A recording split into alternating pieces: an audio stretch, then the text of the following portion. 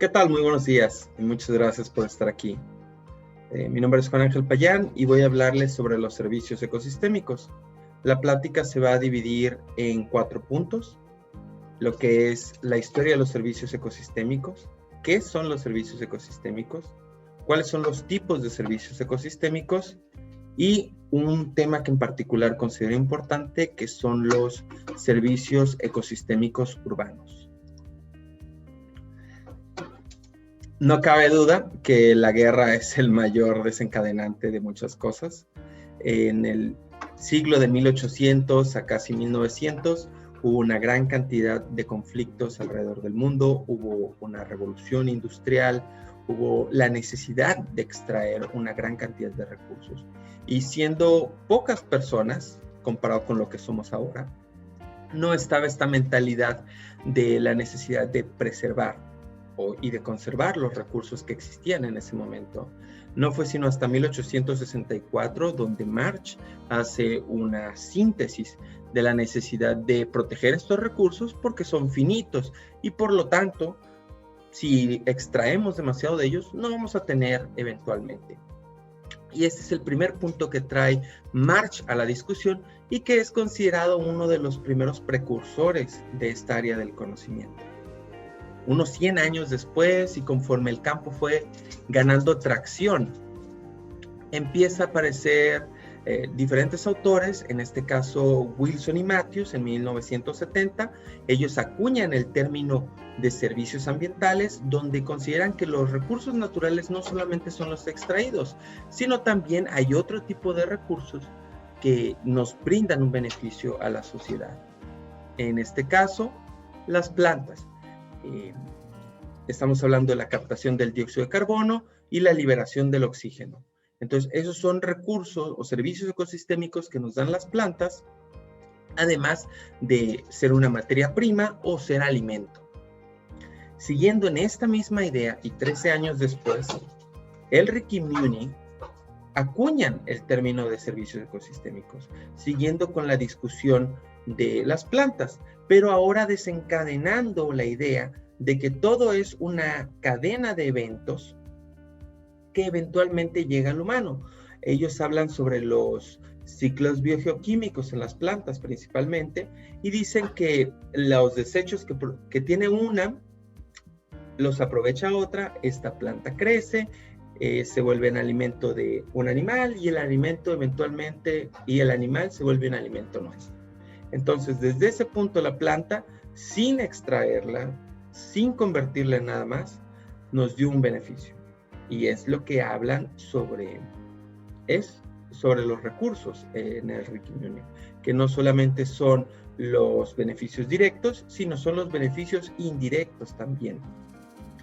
Entre los muchos que podemos obtener de las plantas, pueden verlo en la imagen de abajo, vemos que, y vuelvo al oxígeno y al dióxido de carbono, no solamente están estos, sino está la protección contra los rayos UV, tenemos la adaptación de microclimas, tenemos la captura del agua que evita las inundaciones. Entonces hay una gran cantidad de beneficios no directos o indirectos, de los cuales disfrutamos simplemente por el hecho de tener plantas ahí. Ahora bien, si en 1983 esto empieza ya a causar revuelo en la comunidad científica, no es sino hasta 1997 donde Costanza trae este valor a la sociedad y a la política. A la sociedad en el aspecto donde él menciona que no solamente son los recursos directos e indirectos los que benefician a la sociedad, sino que además son los beneficios culturales que nos ayudan a sentirnos felices y por lo tanto tienen un valor. Claro, siempre y cuando se desarrollen cerca de un ambiente natural. Y político, porque empieza a darle un valor monetario a estos servicios. Al final de cuentas, ellos hacen una reunión en Estados Unidos y evalúan alrededor de 13 ambientes diferentes, océanos, desiertos, bosques, pastizales, y todo esto tiene una lista de servicios ecosistémicos. A final de cuentas, llegan que alrededor de un año, solo por estar presentes ahí, esos organismos o esos procesos, se generan alrededor de 33 trillones de dólares, de los cuales 20 podrían pertenecerse al ecosistema marino y 13 al ecosistema terrestre. Eventualmente Constanza vuelve a hacer una reevaluación, ya con nuevo conocimiento, nuevos servicios, toda la teoría que se desarrolla durante este periodo. Y da un intervalo de 125 a 145 trillones de dólares. Él también menciona que aproximadamente por año que perdemos 1 hectárea de cualquier ecosistema, unos más valiosos que otros obviamente, se pierden 4.5 trillones de dólares anualmente en beneficios, lo que nos debería indicar la importancia de preservar todo esto. ¿Cómo es que llega tanto de 1997 al 2014? En solo 20 años. Nos estamos agotando los recursos y cada vez valen más, oferta y demanda. Tenemos menos, valen más. Por eso es que tiene esta valoración y se cree que más adelante, sin lugar a dudas, va a crecer.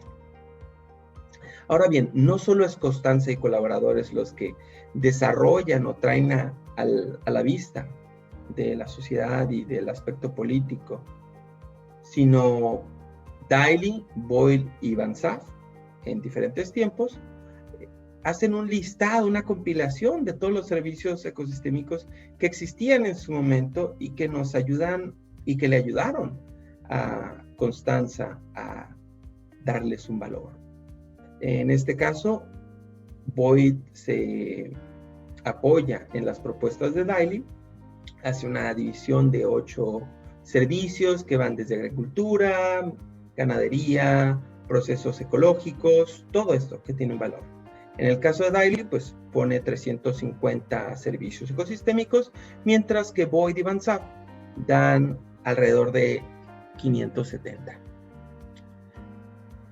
Boyd y Van Saff además hacen una división de lo que son productos que pueden ser comercializados y los que no. Por mencionarles algunos, porque volvemos, son 570 recursos, nomás para que se den una idea de todo lo que existe, que nosotros obtenemos indirectamente. Control de pestes, mitigación de las inundaciones, dispersión de semillas, dispersión de polen o polinización. Estas son algunos efectos de valores indirectos, no comercializables, porque al menos polinización nadie le está pagando a las abejas o a nadie le están pagando para que haga que las abejas empiecen a llevarse el polen de una flor en otra. Entonces, tenemos que protegerlos nosotros. Ahora bien, hay algo que, si bien no está relacionado con los servicios ecosistémicos, yo considero, y algunas personas, que van de la mano. Porque las economías azules y verdes lo que tratan de hacer es la monetización de la protección de los servicios ecosistémicos, o pues más bien de los recursos naturales.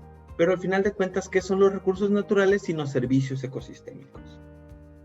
Esto definitivamente va a ser una de las nuevas economías del futuro.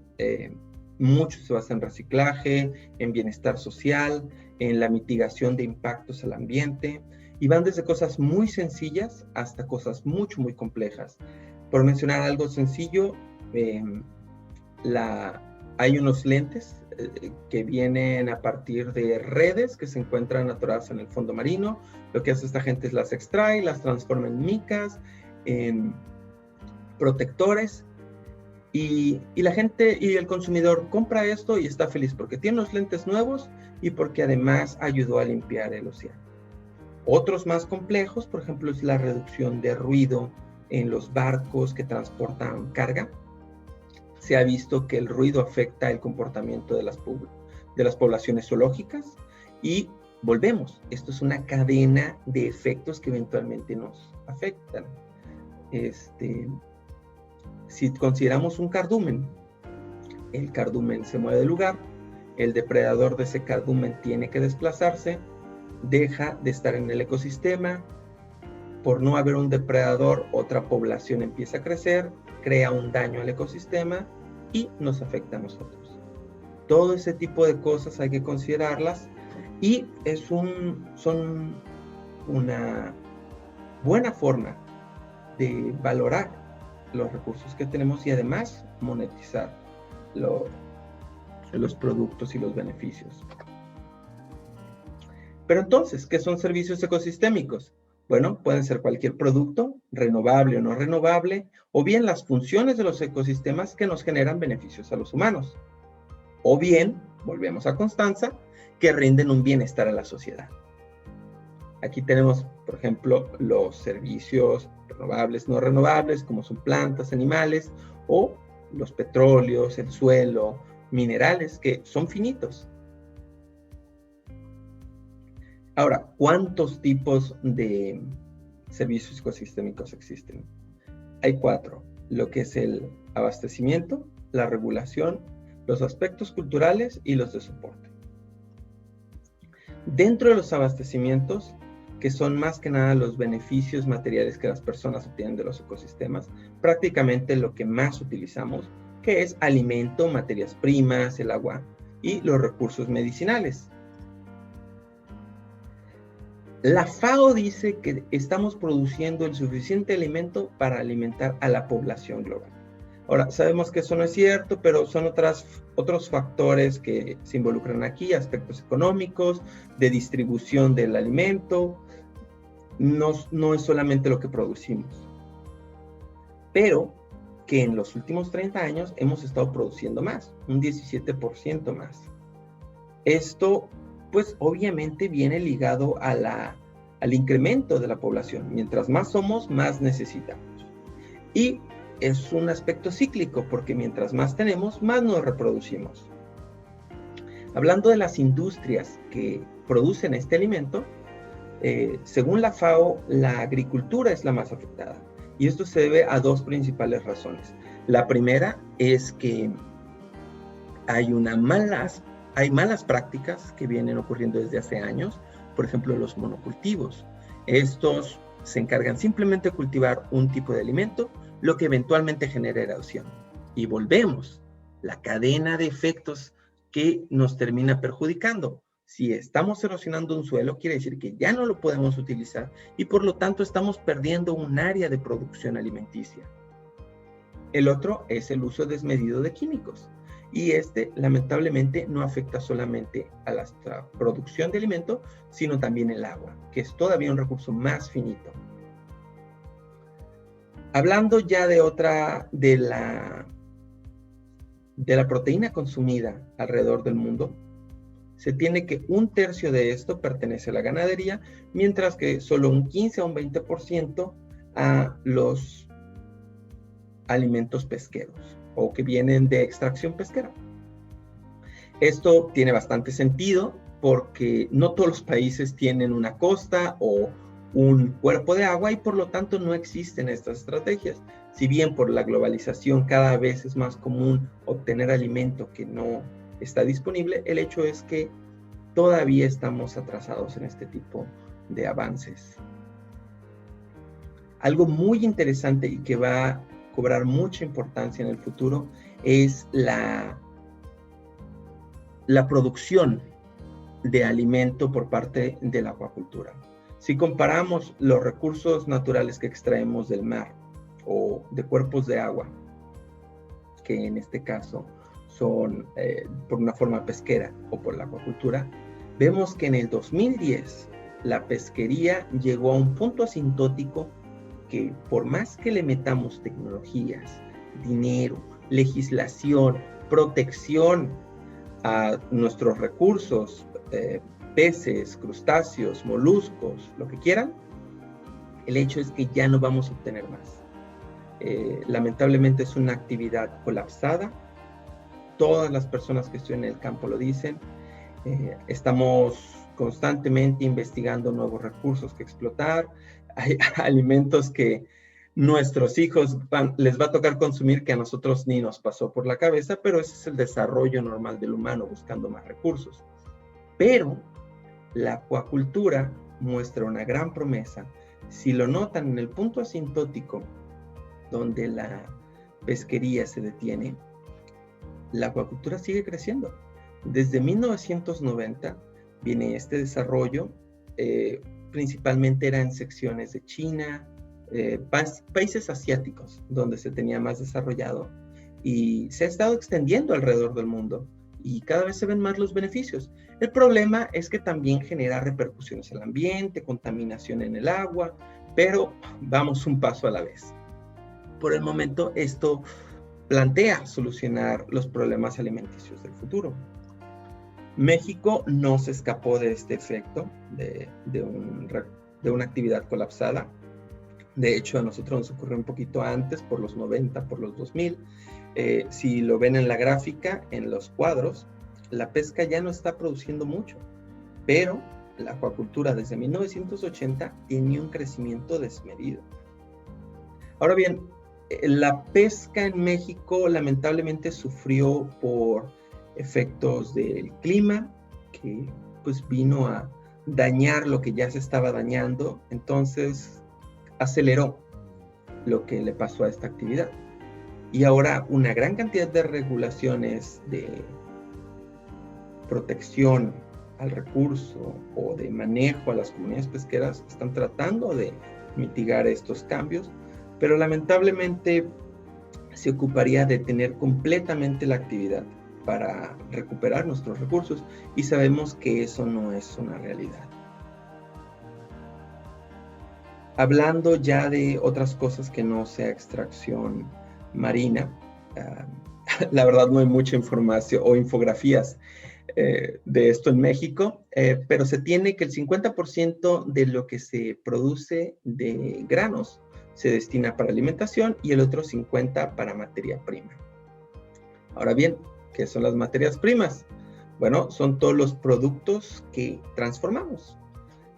De alrededor del mundo, China es el mayor consumidor de materias primas, lo que es lógico porque es una de las economías más fuertes del mundo y además que tiene una mayor cantidad de personas. Entonces, sus requerimientos son mucho mayores.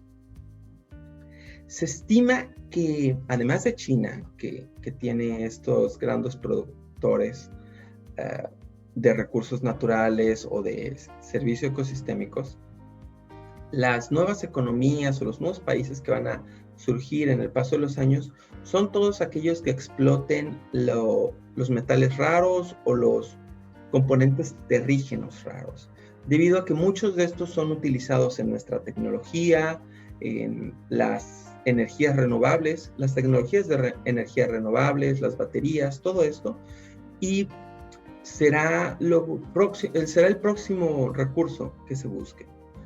Recientemente en noticias se ha visto que las minas de litio han encontrado un gran atractivo en la economía y están impulsando lo que generan varios países. Ahora, hablando de México, y ya no solamente de los granos, como vimos hace un momento, el 70% de la superficie que cultivamos se utiliza para materias primas, pero solo genera un 30% del valor de la agricultura. Si lo volteamos, el 70% del valor de la agricultura va principalmente para la producción de vegetales y frutas. México es conocido por sus cítricos, por el aguacate, por el tomate, por una gran cantidad de este tipo de cosas que pues, se destina principalmente a la alimentación. ¿Y por qué México utiliza tanto? Bueno, pues somos un país manufacturero, entonces ocupamos una gran cantidad de recursos. Ahora, en los últimos 40 años, desde 1980, se ha incrementado 3 veces la necesidad de materia prima alrededor del mundo. Es sorprendente lo que cada vez se requiere, y esto es principalmente por las nuevas tecnologías nuevamente que se están desarrollando. Conforme creamos algo, se necesitan diferentes componentes, y por lo tanto, la extracción de los mismos. Por suerte, ya cada vez somos más conscientes de lo que ocurre si se acaban nuestros recursos. Por lo tanto, hay una mejor protección de estos o un manejo sostenible, como luego se dice. Hablando de México, principalmente exportamos petróleo, en materias primas, exportamos petróleo, oro, plata, café y frutas y verduras. Que si bien frutas y verduras no debería ser considerado materia prima, a no ser que se transformen en otros productos. Estamos en la 10ª posición en Latinoamérica y volvemos, es principalmente porque somos manufactureros. Hablando del agua, es bastante directo.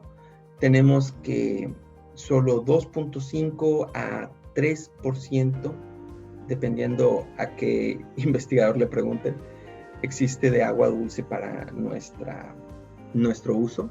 La mayoría de este se ve contenido en glaciares y alrededor del total, solo una tercera parte está en mantos acuíferos. Y de todo eso, de todo lo que existe, solo un 0.3% lo encontramos en ríos, arroyos, lagos. Y todavía más allá, 0.007% es lo que podemos consumir nosotros. Lo que sin lugar a dudas nos dice que el agua va a ser el recurso más importante en el futuro.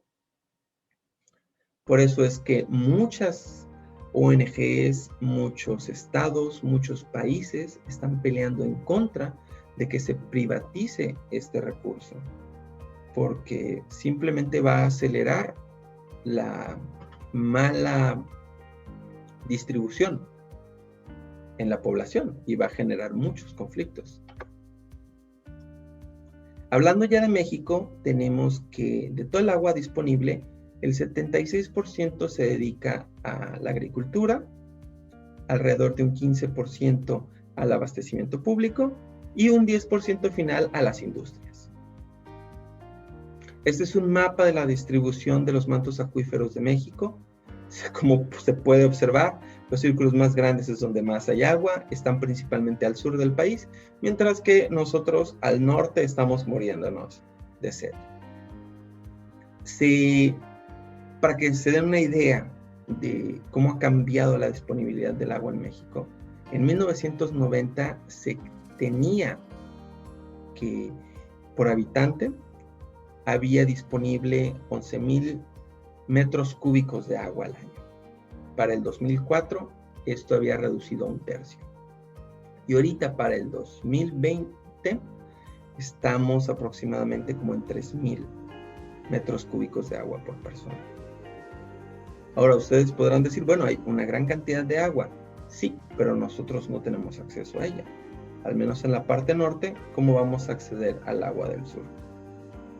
Entonces, estos son las distribuciones que no se pueden controlar y que están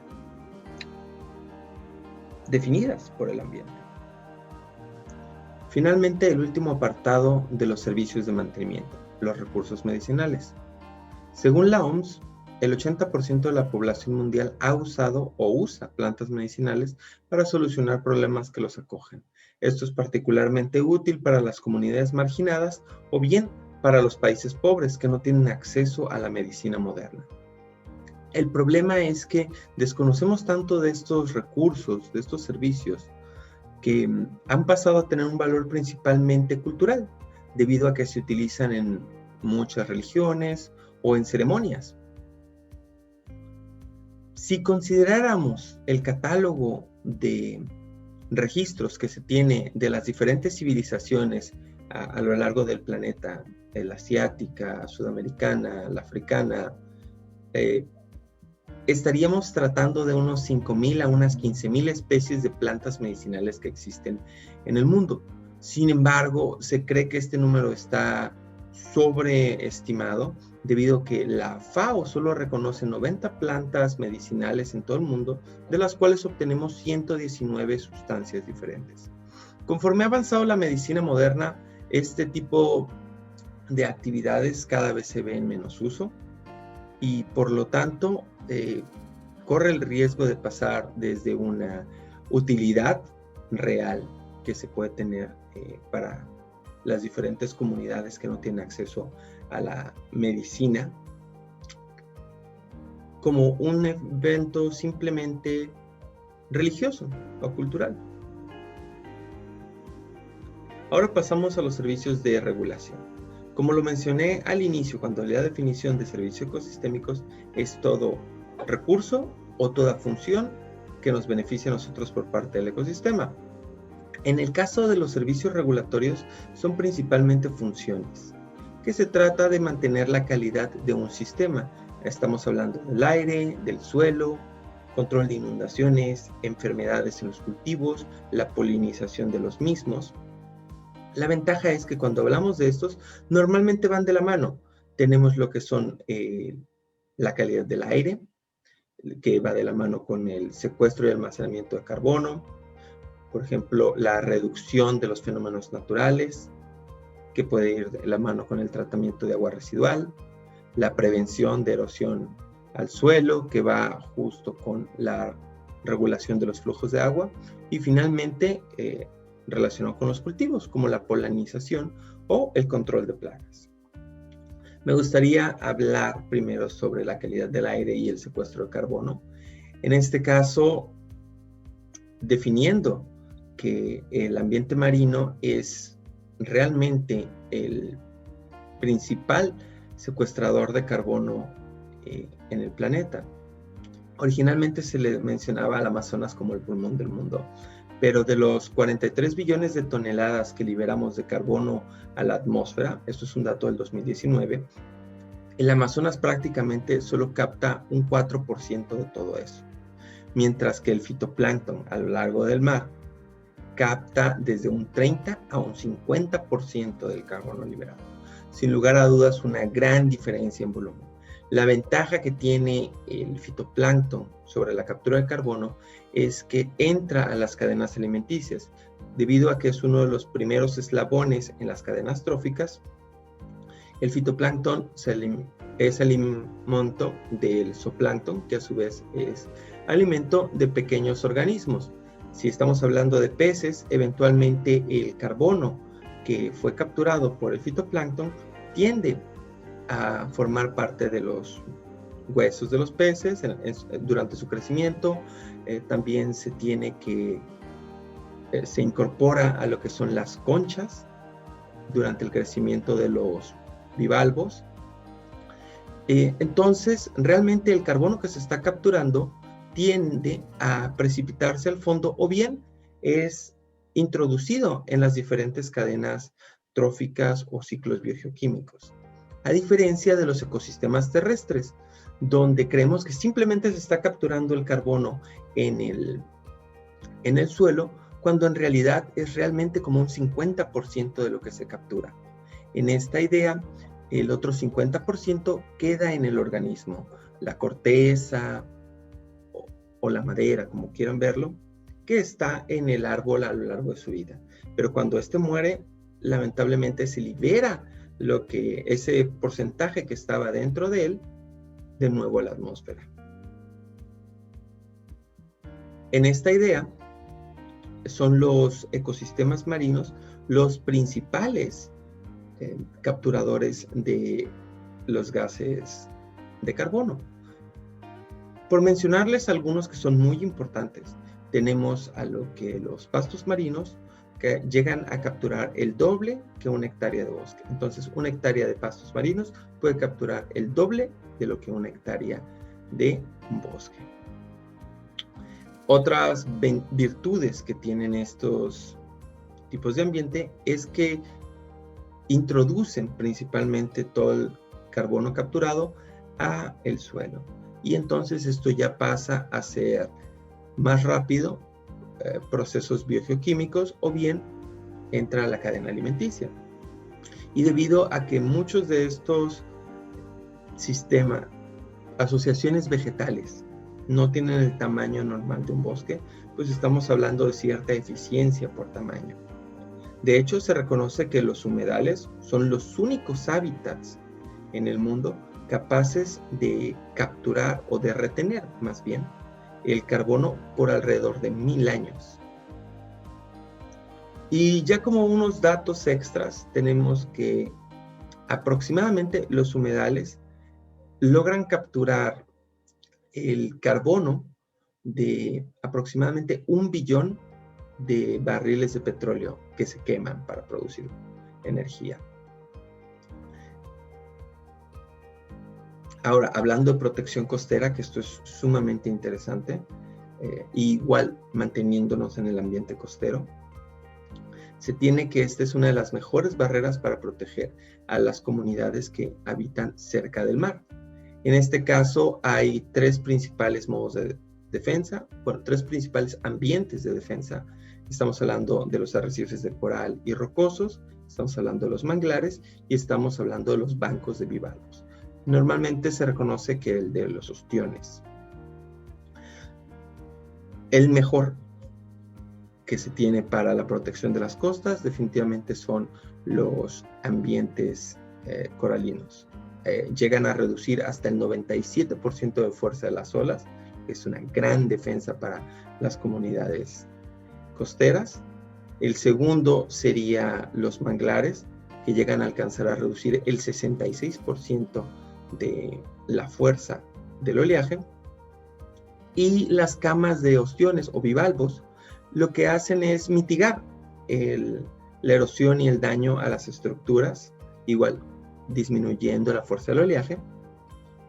Y esto pues genera no una ganancia, sino evita una pérdida que se tendría en tener que volver a pagar infraestructura.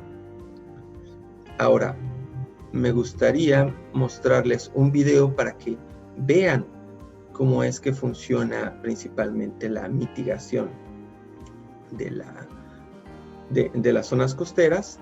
En este caso voy a abrir primero con un aspecto general que es bosques en una inundación. Como pueden apreciar en el video, estamos hablando sobre un canal de riego y vemos cómo la sección de bosque está permaneciendo definida, mientras que el resto del relieve se está erosionando. Ahorita va a soltar una mayor cantidad de agua y se va a ver cómo el bosque va a permanecer unido, mientras que el resto del paisaje va a cambiar. Esto es principalmente por la asociación de las raíces. Lo que pasa es que evita que el suelo se desprenda, por decirlo así, lo mantiene unido, y eso reduce la erosión al ambiente. Ahora bien, se va a ver esto en un efecto de playas con una barrera de manglar, y por el otro lado se va a ver lo que es la playa sin manglar. Como pueden ver, rápidamente logra expandirse lo que es la zona de mareas cuando no hay una protección y está llegando a lo que se está simulando como casas, mientras que en el manglar, si bien ha estado avanzando, topa y deja de generar el mismo desgaste o la erosión en el ambiente. Si seguimos viendo, veremos cómo va cambiando y ampliando cada vez más el oleaje, su límite, mientras que el manglar mantiene relativamente la misma distancia o en control el oleaje. Ahora, esto se puede ver reflejado de mejor manera en este video, donde se pueden ver cómo vienen las olas y cómo va perdiendo o se va disipando la fuerza de estas hasta el punto donde llegamos a la zona costera, donde prácticamente no podemos percibir el oleaje. Finalmente, me gustaría que vieran lo mismo de la mitigación de la energía con estructuras sumergidas. Si bien esto no está simulando ser un arrecife de coral, sino vulgarmente una estructura sumergida, tiene el mismo efecto. En este caso, vamos a ver, en este caso vamos a ver cómo viene el oleaje y cómo, exacto, cómo se reduce. Incluso cuando esta persona coloca la estructura más sumergida, que sería lo que estaríamos simulando como el arrecife de coral, podrán ver todavía cómo se reduce más. la energía que llega a la zona costera. Entonces, ahorita lo va a hacer.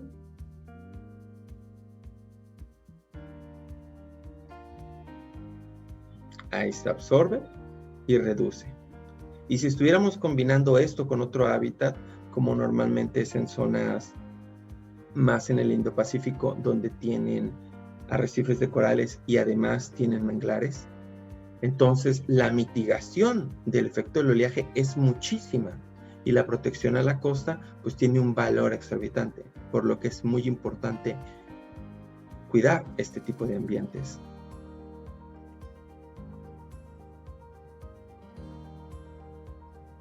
Ahora bien, algo que puede ir de la mano con lo que vimos en las inundaciones y la recirculación del flujo es el tratamiento del agua. Este es un ejercicio muy simple donde se pone simplemente tierra, donde se pone tierra con hojas y finalmente vegetación.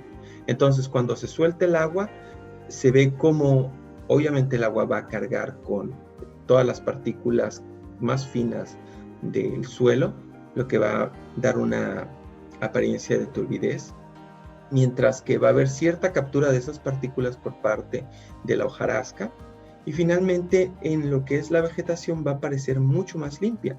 Lo que pasa es lo que mencioné hace tiempo, debido a que las raíces de la vegetación actúan a una forma de red, sosteniendo o sujetando el sustrato. Este simplemente permite el traspaso del agua y de esta manera se desplaza cuando la obtenemos nuevamente por acueductos o conforme empieza a filtrarse en diferentes canales, podemos ver que es más limpia que si no tuviéramos la vegetación. Y por consiguiente también estamos evitando la erosión del suelo. Finalmente, los servicios ecosistémicos que obtenemos para los cultivos. Aquí hay dos funciones sumamente importantes: los polinizadores y los controladores de plagas. Los polinizadores, sin lugar a duda, son una de las funciones más importantes que recibimos del medio natural. Principalmente porque alrededor de 1/3 de los cultivos que se consumen alrededor del mundo son beneficiados por los polinizadores. De hecho, es común que se diga que si estos llegaran a desaparecer, muy probablemente la raza humana se extinguiría por la falta de alimento que tendríamos y los efectos en cadena que llegarían a afectarnos. Además de los insectos, que son como los reconocidos como los mayores polinizadores del medio natural, tenemos a lo que son aves y mamíferos. En este caso, principalmente el grupo de los murciélagos. Lamentablemente, durante la epidemia del COVID, cuando estábamos más o menos por la mitad de la cuarentena, muchas de las poblaciones de personas que se encontraban cerca de aglomeraciones de murciélagos polinizadores empezaron a matarlos creyendo que estos cargaban la enfermedad.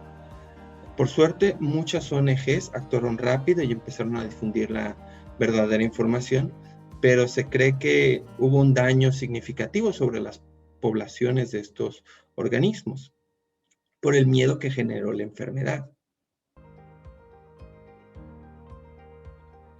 Otra de las funciones de las cuales nos beneficiamos es el control de plaga. Esto va desde las hortalizas hasta las posibles enfermedades que podrían llegar a afectar al humano.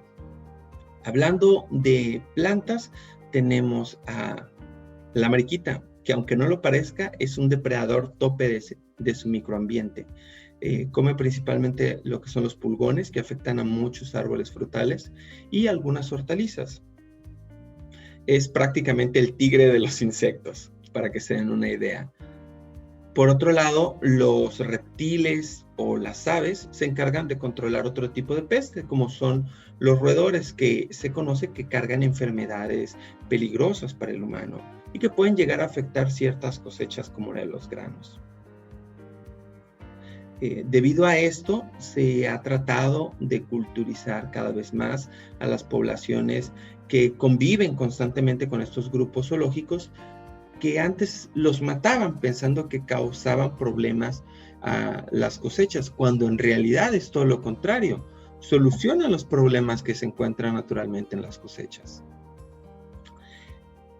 Uno de los inconvenientes cuando el humano trata de replicar este tipo de servicios ecosistémicos naturales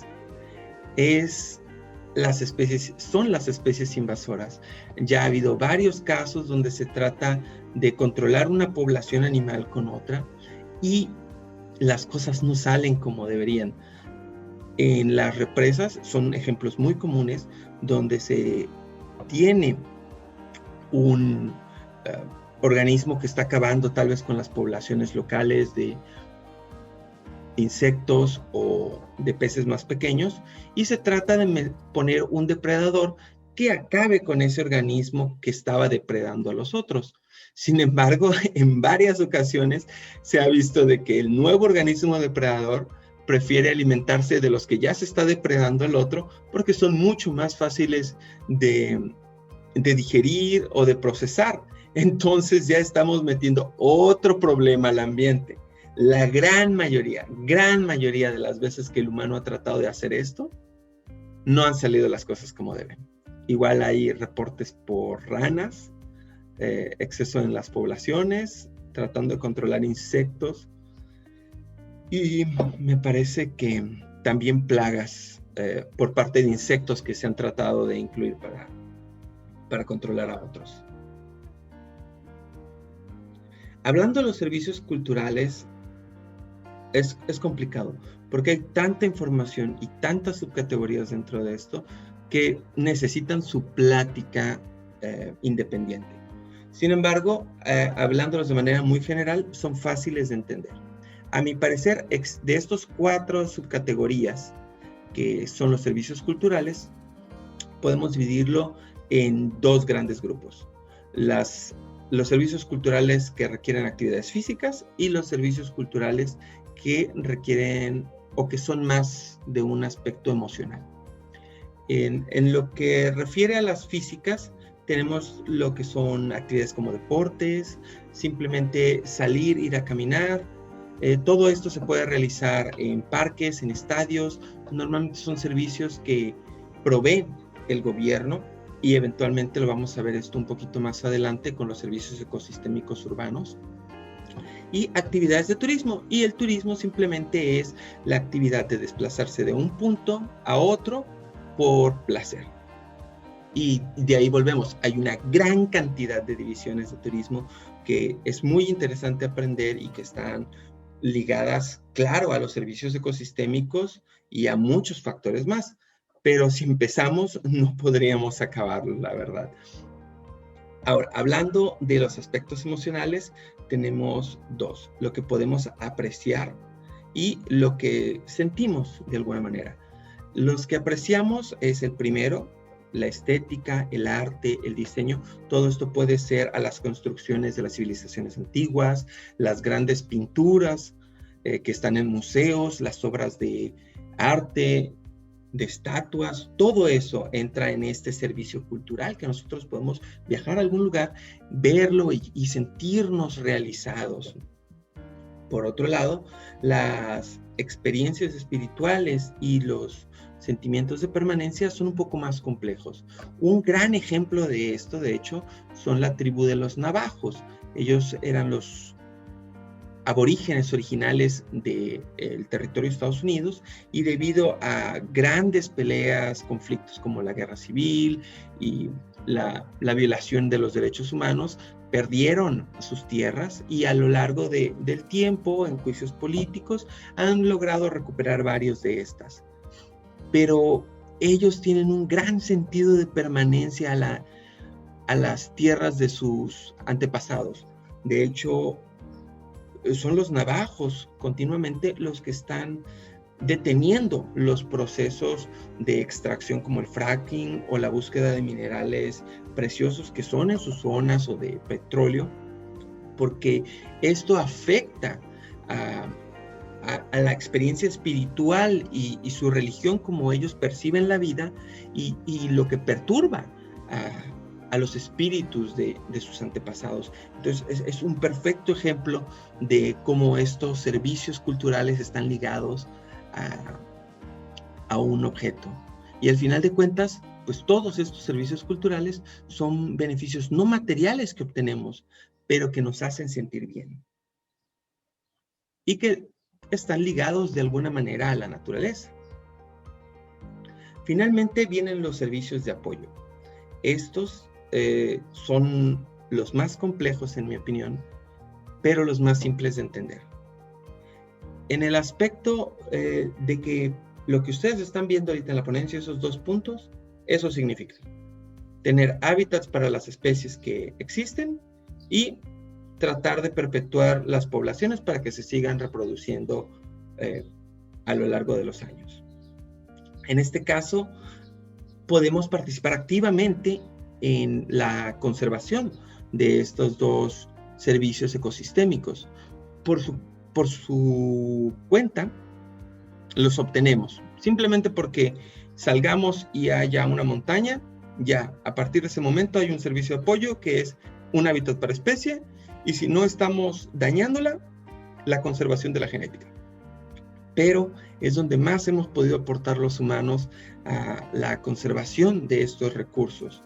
Uno muy interesante son los arrecifes artificiales. Son estructuras que se sumergen con el objetivo de crear más espacios para que las especies puedan llegar a colonizar. Entonces, se ponen en sitios estratégicos donde pueden capturar a la mayor cantidad de biomasa y de reclutamiento de los organismos. Y cuando empiezan como estructuras de concreto, como se pueden ver ahí, primero llegan lo que son los productores primarios, las algas, luego ya vienen los consumidores primarios, los organismos que se alimentan de algas, invertebrados, cangrejos, peces pequeños, luego vienen los siguientes tamaños de peces y finalmente llegan los depredadores. Y esos son los que nos interesan, porque normalmente son las especies de importancia pesquera. Entonces, mientras más atraigamos de eso, más podemos pescar y podemos asegurarnos de no estar dañando tanto a las poblaciones porque les estamos creando un nuevo sitio para que vivan ahí. Ahora bien, existen 3 formas en que podemos evaluar el hábitat de las especies desde un punto de vista ecológico. Tenemos el taxonómico, que considera simplemente la presencia de las especies que se encuentran en esta zona. El filogenético, que nos habla sobre las relaciones evolutivas que mantienen las especies. Y el funcional, que es una nueva técnica que se está implementando en el campo de la ecología, que considera que cada especie funciona de manera diferente en el ambiente y retirar una u otra puede causar estragos por su cuenta. Y de esta manera tenemos que buscar a las especies que se comportan igual o que fungen la misma función. Quiere decir que si un organismo come A y un organismo come A y B, y se extingue el que come A, podemos tratar de buscar cómo el que come A y B venga a cumplir este espacio para dañar lo menos que se pueda al ecosistema y evitar los efectos en cadena que nos afectan a nosotros. Ahora llegamos a la última parte de nuestra ponencia, los servicios ecosistémicos urbanos. Como ya lo hemos visto, los servicios ecosistémicos provienen del ecosistema natural y son productos o funciones que obtenemos de ellos. De esta manera, si queremos interpretar una ciudad como un ecosistema, primero tenemos que definirlo. Y para esto hay que utilizar la clasificación más básica que podamos. En este caso es un lugar en un espacio donde conviven unas especies con otras y que a la vez interactúan con el medio. Dicho esto, la literatura menciona que existen 6 servicios que podemos disfrutar de las ciudades: la calidad del aire, los microclimas, el ruido, drenaje para lluvias, para residuos y actividades recreativas y culturales. Los primeros 5 no parecen tanto beneficio como problemas, y el sexto, las actividades culturales, podrían confundirse con los servicios ecosistémicos naturales, pero hay que recordar que para que entren en esa clasificación tienen que estar en un medio natural. Y las ciudades, al final de cuentas, son hábitats artificiales que han sido creados por los humanos. Entonces, pueden ser consideradas diferentes. Volviendo a los primeros 5, definitivamente son problemas, pero también son beneficios. La cosa es que la gran mayoría de nosotros los ha experimentado de manera negativa. Cuando llueve en exceso en las ciudades, estas se inundan, traen aguas negras a la calle y eso nos causa un conflicto. El ruido excesivo por la construcción, por el tráfico nos molesta. Hay aceras o hay caminos donde no hay ninguna forma de mitigar el calor, entonces estamos constantemente expuestos a las inclemencias del tiempo. O bueno, si vivimos en una ciudad con una alta densidad de personas, es muy probable que el ambiente esté contaminado, la calidad del aire sea mala. Entonces, ¿cómo contendemos contra esto y cómo volvemos estos problemas en beneficios? La ventaja de los servicios ecosistémicos urbanos es que podemos utilizar el ingenio de las personas que trabajan en la construcción, en la arquitectura, que se dedican a la investigación de materiales, y se les voy a presentar unos pequeños ejemplos adelante. Bueno, para esto, si todos estos están cubiertos, se eleva nuestra calidad de vida. Entonces, si no nos preocupamos por el clima, por el ruido, por el drenaje, por el aire, ¿qué pasa? Nos podemos dedicar a vivir nuestra vida como queramos. Esta es la parte a la que consideraríamos beneficios. El simplemente hecho de no preocuparnos por otros factores externos. Ahora sí, a las posibles soluciones para que estos problemas puedan verse como beneficios. En este caso, ha habido una gran cantidad de desarrollos en la investigación de materiales. Aquí en México, en la UNAM, por ejemplo, se ha desarrollado un cemento que permite capturar hasta el 15% de las emisiones de carbono y que de esta manera puede ir limpiando el aire circundante de la ciudad poco a poco. Lo que hace es una reacción química con este componente y lo transforma en otro material que eventualmente puede ser retirado. Hay para algunas industrias filtros que se ponen cerca de los tubos donde se liberan las emisiones de carbono con tal de reducirlas. Si bien esto no es una solución total, lo que podamos quitar ya es ganancia. Hablando de otros problemas, beneficios, como el ruido, a la forma en que las estructuras o los edificios están construidos, puede ayudar a disipar este ruido, cada vez disminuyendo conforme bota de una superficie a otra. Volviendo a los materiales, y como lo habíamos visto al inicio, hay algunas formas de poder reducir lo que nosotros estamos liberando al medio o que el medio está mandando hacia nosotros. En algunas ciudades de Asia ya se empezaron a implementar métodos de captación de lluvia para los edificios o en pozas. Esto funciona de dos maneras. La primera, capta lluvia y después de un tratamiento por filtro se le puede dar una segunda vida, lo que aumenta la disponibilidad del recurso para los habitantes. Pero además, toda la lluvia que está captando estos contenedores no entra a la calle y por lo tanto no tenemos problemas de drenaje por lluvia y por lo mismo no se liberan aguas negras a la calle. Entonces son estas formas de estrategias que se han desarrollado conforme empezamos a entender más los problemas y los beneficios que tenemos si los solucionamos, que se han implementado en la calle. Ahora, un poco de esto se debe al mal manejo de la construcción y de la edificación. Sin embargo, también fue nuestra ignorancia en algún momento, porque todo esto no se tenía presente cuando se empezaron a crear las ciudades. Entonces, las áreas más viejas siempre son más vulnerables a este tipo de conflictos. Además de las posibles soluciones humanas, también podemos valernos de la naturaleza. una de las estrategias más comunes es el uso de la vegetación. Por mencionarles algunos de los posibles formas en que podemos mitigar estos problemas y volver los beneficios, sería la vegetación, y ahora sí estoy hablando de cualquier tipo de planta, como se puede ver en la imagen. Hay un árbol solitario, parques, tierras de cultivo. Hay que recordar que muchas ciudades están cerca de áreas donde se cultiva, de áreas naturales, de humedales en las zonas costeras, o bien cuerpos de agua. Aquí voy a hacer una pauta. El humedal se considera diferente a las áreas naturales terrestres porque es un ecotono entre el ambiente terrestre y el marino, entonces se les considera su propia clasificación. Y como lo puse al inicio, casi al inicio de la presentación, tener una alta densidad de vegetación nos da bastantes beneficios. De los que no he mencionado, por ejemplo, el foliaje. Mientras más cobertura tenga, nos ayuda a protegernos más sobre la radiación ultravioleta. De igual manera, ha habido estudios que dependiendo de la cantidad de foliaje, se puede reducir de 2 a 5 decibeles el ruido que emite la ciudad. Para que se den una idea, una conversación normal está entre 40 decibeles aproximadamente.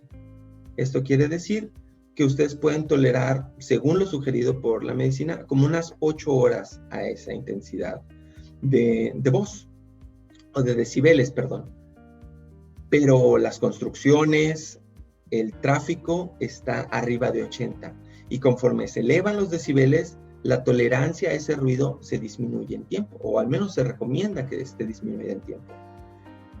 El foliaje ayuda a disipar todo esto, y entonces si está una construcción relativamente lejos de nuestra casa, pero hay una gran barrera de vegetación, el ruido que nos va a llegar va a estar mitigado, reducido. Otros aspectos que tienen que ver con la ventaja de tener una amplia vegetación en las ciudades es la creación de espacios donde podemos realizar actividades culturales y que a la vez crean microclimas. Entonces, si ustedes están caminando por la acera caliente y ven un parque, pueden detenerse ahí y definitivamente va a estar mucho más fresco que en la acera.